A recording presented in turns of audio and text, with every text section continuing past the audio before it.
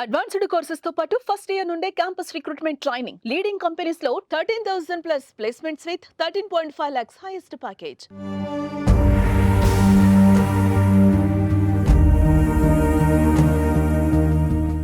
ఇండియాలో కోవిడ్-19 కేసుల సంఖ్య రోజు రోజుకు పెరుగుతోంది. దీంతో మరోసారి దేశంలో కరోనా భయాందోళనలు నెలకొన్నాయి. కేరళ, మహారాష్ట్ర, ఢిల్లీ, గుజరాత్, పశ్చిమ బెంగాల్, కర్ణాటక రాష్ట్రాల్లో కోవిడ్ కేసులు అధికంగా ఉన్నాయి. దేశంలో 5,755 కోవిడ్ యాక్టివ్ కేసులున్నాయి. అలాగే గత 24 గంటల్లో కరోనాతో 4 మరణించారు. ఈ మరణాల్లో మధ్యప్రదేశ్, మహారాష్ట్ర, కేరళ, తమిళనాడులలో ఒక్కొక్కటి చొప్పున ఉన్నాయి. కరోనాతో మరణించిన వారు ఇతర ఆరోగ్య సమస్యలు కలిగిన వారేనని కేంద్ర ఆరోగ్య మంత్రిత్వ శాఖ తెలిపింది. తాజా మరణాలతో దేశంలో ఈ ఏడాది కోవిడ్ మృతుల సంఖ్య 59కి చేరింది.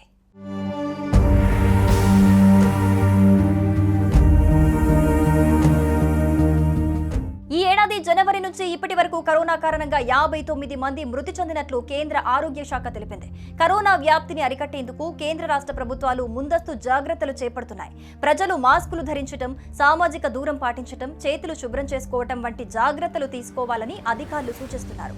ప్రస్తుత కేసులు ఎక్కువగా ఒమిక్రాన్ ఉపవేరియంట్ల వల్ల సంభవిస్తోందని, అయితే ఇవి సాధారణంగా తేలికపాటి లక్షణాలతో ఉంటున్నాయని Indian council of medical research తెలిపింది.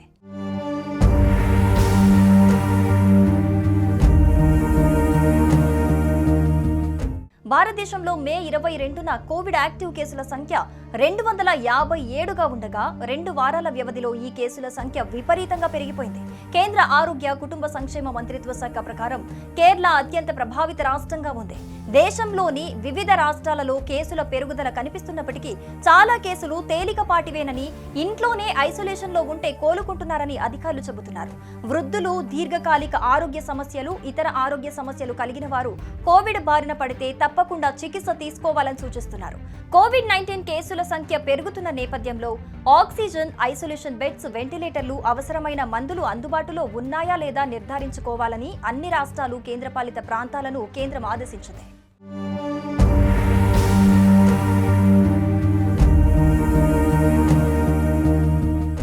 శ్వాసకోశ సంబంధ వ్యాధిగ్రస్తులతో పాటు వయోవృద్ధులు కూడా తగు జాగ్రత్తలు తీసుకోవాలని, తరచుగా చేతులు శుభ్రం చేసుకోవటం, బయటికి వెళ్లినప్పుడు మాస్కులు ధరించడం ఉత్తమమని వైద్యులు సూచిస్తున్నారు.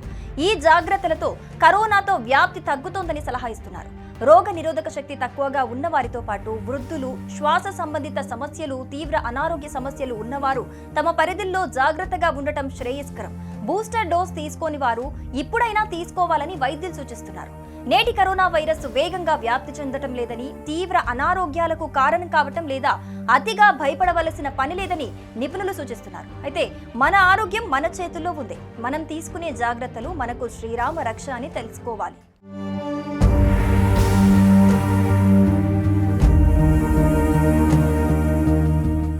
సుమన్ టీవీలో మీ పర్సనల్ అండ్ బిజినెస్ ప్రమోషన్స్ కోసం కింది నెంబర్కి కాంటాక్ట్ చేయండి.